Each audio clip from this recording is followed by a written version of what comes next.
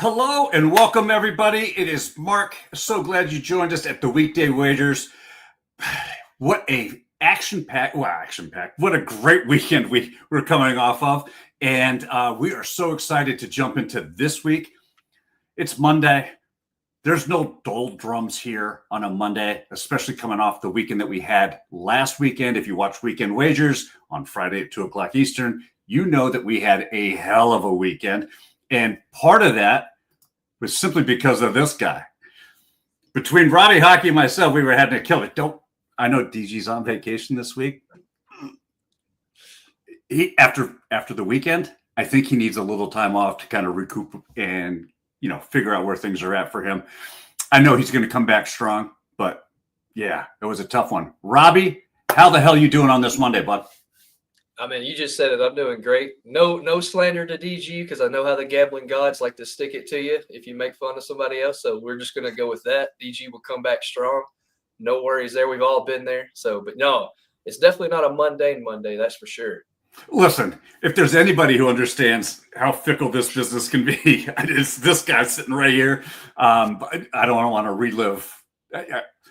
I start to have triggered responses. That's a spicy take there. And PTSD from all of that. So I got to ask you though, Rob. It's Monday. We had a hell of a weekend. What's the word for this Monday? We're going to go with tight, like Tuco Salamanca. Tight, because that's what this series has been. Look, here's a stat that I pulled from NHL Fantasy/Edge on X. Dating back to Game 7 of 2024, Florida and Edmonton have been tied or separated by one goal for 99.4% of the playing time. Wow. So you're talking roughly 226 minutes of the 227 minutes played. They have been tied or separated by a goal. Here's some other stats.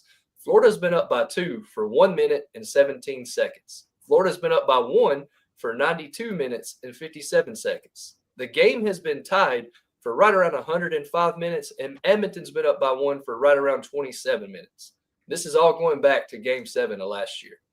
That's insane. It really just highlights how closely matched both of these teams are. And I think that for me, that's what's really stuck out so far this series is that there hasn't been that breakaway moment. Although I'm expecting one here shortly. And before I get into your thoughts, I just got to recognize, hey, Dan, how you doing, brother? Glad you're here. Dan? Irish John.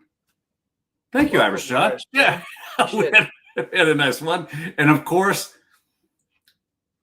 Mr. No Nonsense himself, Nonsense McGee. Glad you're here. Rob, going over the series so far, what has kind of been the biggest thing to stick out for you as you didn't expect this to happen?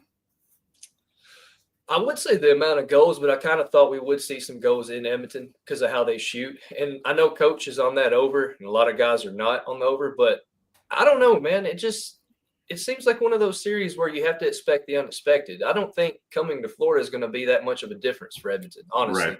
Right. Just because, they have all that motivation from last year still, and they just dropped that one at home. They're going to be pissed off. I think they're going to be extra motivated tonight. And, one of the things that we talked about, well, you know what? That's a great reminder, Mark, you idiot. I forgot to even do this. We broke all of this down in a Game 3 Stanley Cup final preview.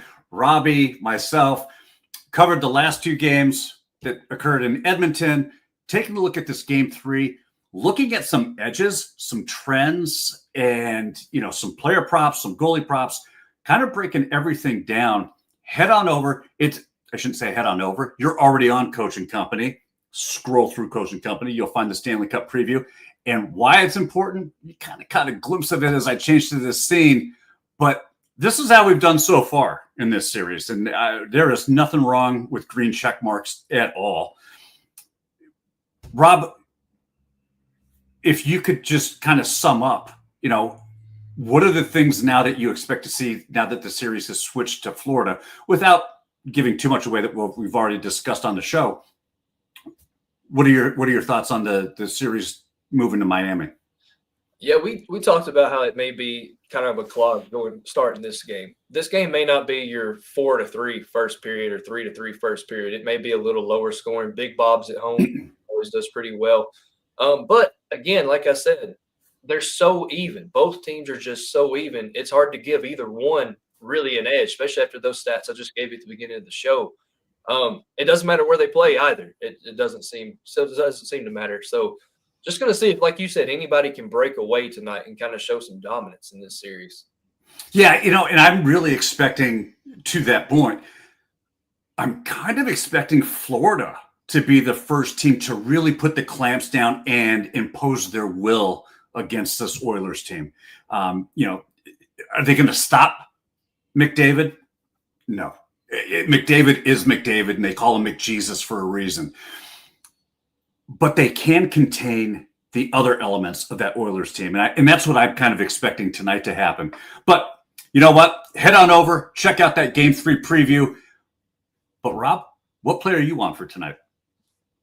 Yeah, so tonight I was back and forth. I know I gave a play out for Florida on our preview show, and I'm going to give another player prop out for Florida. Carter Verhaeghe at 1+ point. This is -135 is the best price you can get at ESPN Bet. But I know BetMGM has a boost token.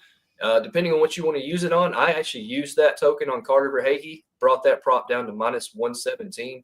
Look, he has points in 5 of his last 7 games with a total of 9 in that span. But against Edmonton, he has gone 6 straight games with a point. He has 3 goals and 6 assists. So he's quietly very consistent against Edmonton. And like I said yesterday, he's now on the top line with another guy like tonight, Sam Reinhart. I envision a assist from Carter Verhaeghe and a Sam Reinhart goal to start this game off is how I'm looking at things. I like it. And it kind of plays in to my play that we gave out during that preview. I really like a goalie save number in this spot, simply because I think that, well, you know what? Head on over, check out the video. That's the full breakdowns there. My play is I am moving away from the ice. I do have another play that I like for tonight's hockey game that I'll give out right before we finish here. But I am going to the diamond because, well, it's a NRFI.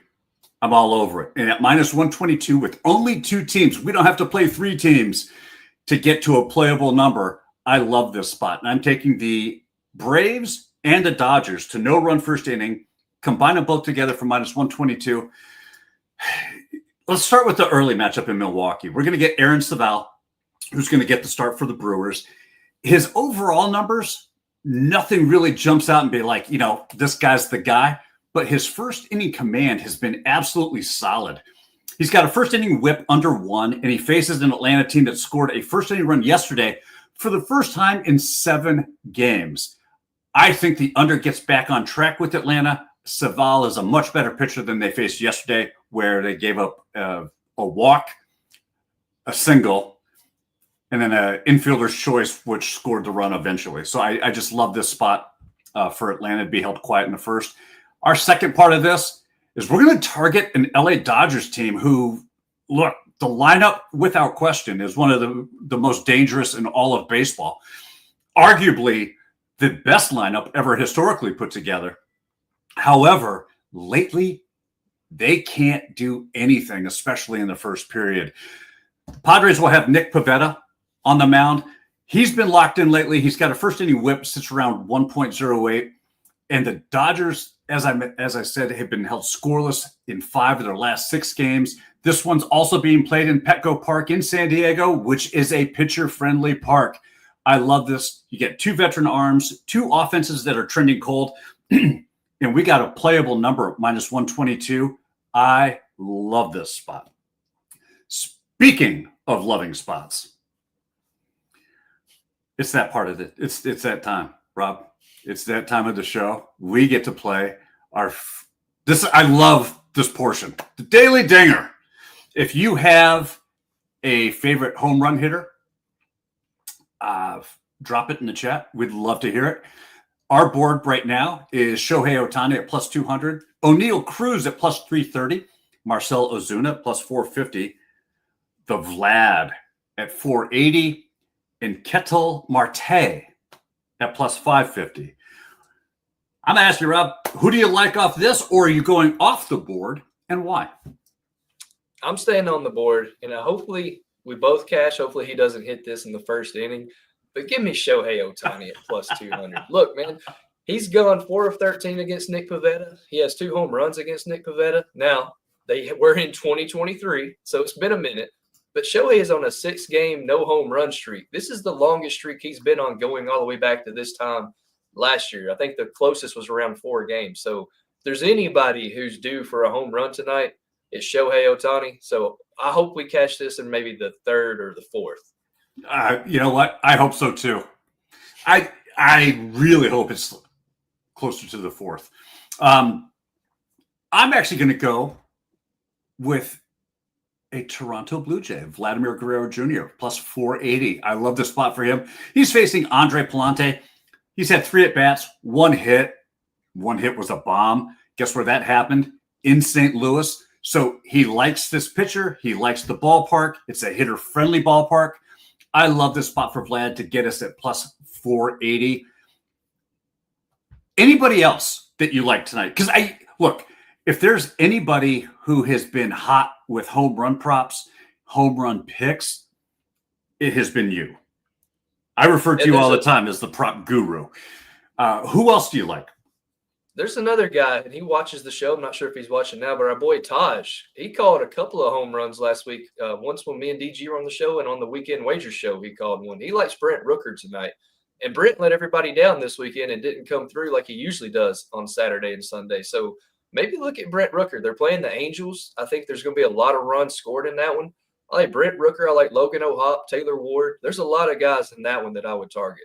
Well, it's so funny you would mention our good friend Taj, because right on cue, Taj shows up with his picks, and he's going with Brent Rooker and Kettle Marte. I like it. Or Kettle Martle.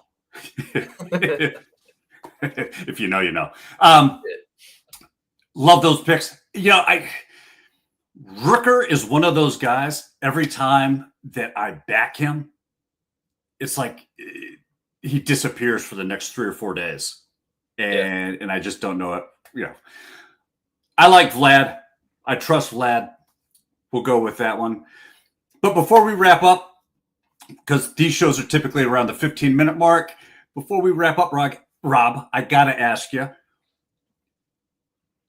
what's one thing that you're looking at tonight, whether it's hockey, baseball, what do you got your eye on? I'm looking. I haven't heard yet. As you know, behind the scenes, I've been extremely busy all morning. But I do want to see what the status of Ryan Nugent-Hopkins is, because if he's healthy, he's a guy that I'm going to target for a point, because he's been without a point in this series. And I think if there's going to be any time for him to step up, it would be tonight.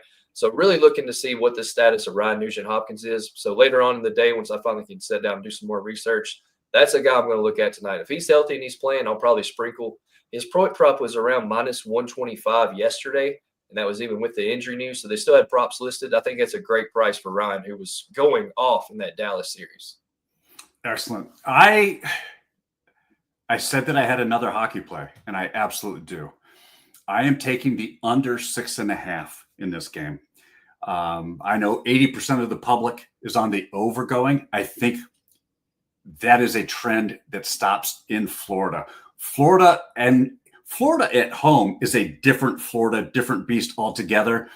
Edmonton can feed off the crowd in Edmonton, and they feed off that energy. It's a lot different for Florida when they're playing in Florida in one of the most raucous and just incredibly crazy stadiums or arenas in all of hockey.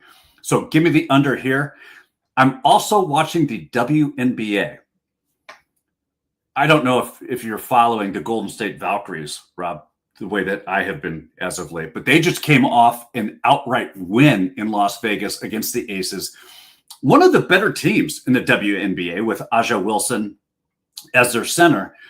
The Valkyries are the expansion team in the WNBA this year. It's their inaugural season, and they're playing the LA Sparks, and they're catching 7 points. I actually think that the Valkyries have a chance to win this thing outright. The Sparks are horrible. They suck.